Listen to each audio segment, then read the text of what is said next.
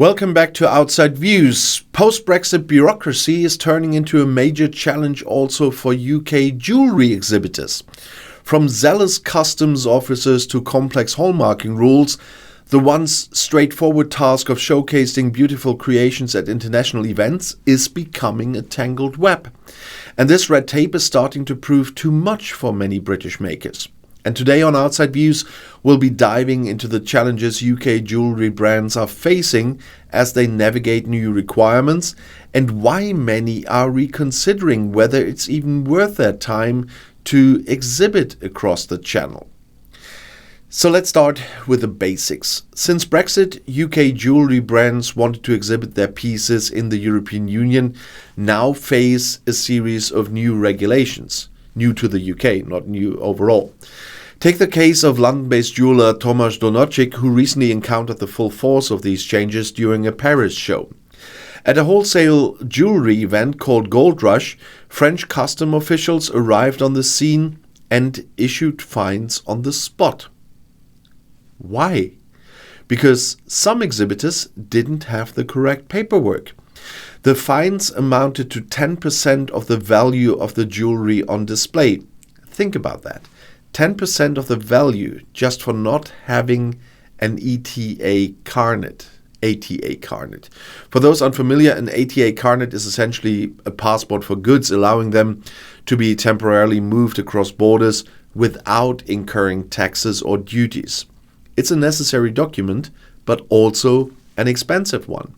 And if it isn't properly completed at every exit and entry, there's a penalty. And this makes it especially tricky for jewelers traveling between the UK and the EU, given the frequency of shows and the sheer value of their collections. Paul Alger, who is the International Business Director at the UK Fashion and Textile Association, has been on the ground in Paris during many of these shows. He's seen firsthand the confusion and hassle faced by British exhibitors.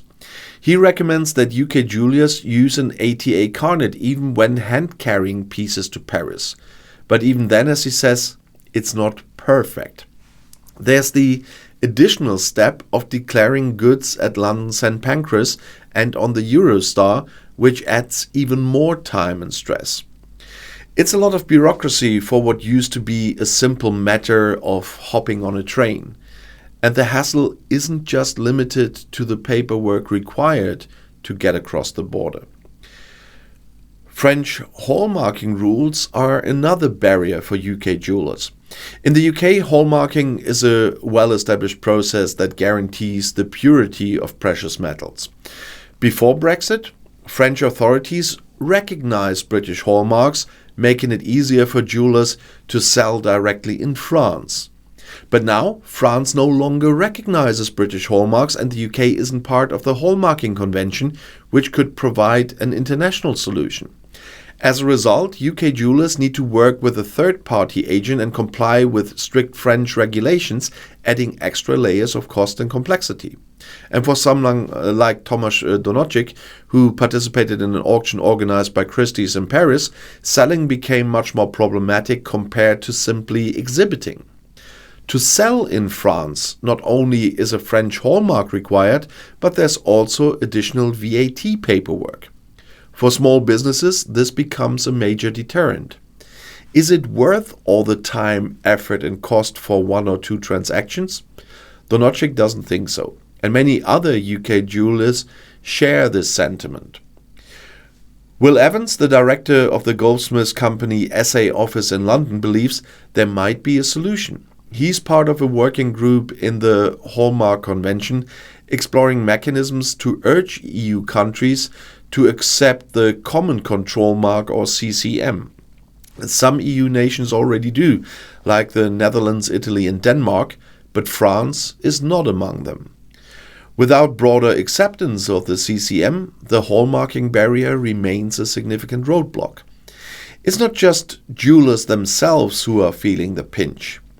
Galleries too are hesitant to work with British artists because of the added complications. London-based artist jeweler Ute Decker was invited to show her work in Paris as part of a contemporary jewellery triennial. But after looking at the costs involved, including export fees and the logistics of an ETA Carnet, she decided it simply wasn't worth it. Shipping costs to France or Italy are now 4 to 5 times higher than to other destinations. And customs checks can lead to galleries being temporarily shut down, with officials examining every piece of jewelry. And for many galleries, the risk simply isn't worth it. And so British artists are losing out on opportunities, and French galleries are losing out on talent. Ute Decker put it well when she said, "Everyone knows a little, but there isn't any clarity. There's a lot of confusion, conflicting advice, and no easy answers." So what's the bottom line here? The added bureaucracy has made it more challenging for UK jewelers and the makers to exhibit and sell their work in the EU. Welcome to Brexit, sir. It's not just about the paperwork. It's about the cost, the time, and the uncertainty. And those are just consequences of one decision. This is a major issue for smaller independent jewelers who don't have the resources to navigate these hurdles. And for many of them, the decision is simple. It's just not worth it anymore. This is a real shame given the rich tradition of jewelry making in the UK and the creative talent they have. Post-Brexit red tape is strangling opportunities both for British makers and for the European markets that used to welcome them. It's a loss for everyone involved. And as we move forward, the hope is that changes can be made to reduce some of these barriers. Perhaps the wider acceptance of the CCM could help. We will see. Or maybe there could be more streamlined processes for temporary exhibits. But until then, British jewelers are facing tough choices. Do they continue to try and navigate the tangle of post-Brexit regulations, or do they focus on markets outside of Europe where the red tape might be a little easier to handle? There will still be red tape. And these are questions they are asking themselves right now. And it's a stark reminder of how the ripple effects of Brexit are still unfolding, affecting industries in ways that many did not want to foresee.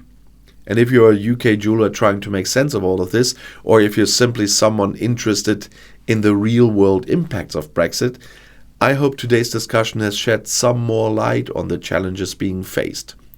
It's not an easy landscape, and unfortunately, the road ahead still looks complicated.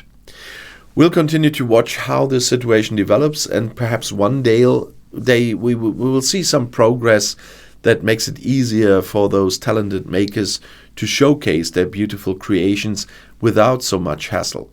Until then, it's a tangle of red tape. So thank you for joining me today on Outside Views, and let me know your thoughts in the comments. Do you think the British government should do more to ease these challenges for British jewelers, or is this simply the price of Brexit? I'd love to hear your opinion. See you next time. Take care, and the next video is right here in the end screen.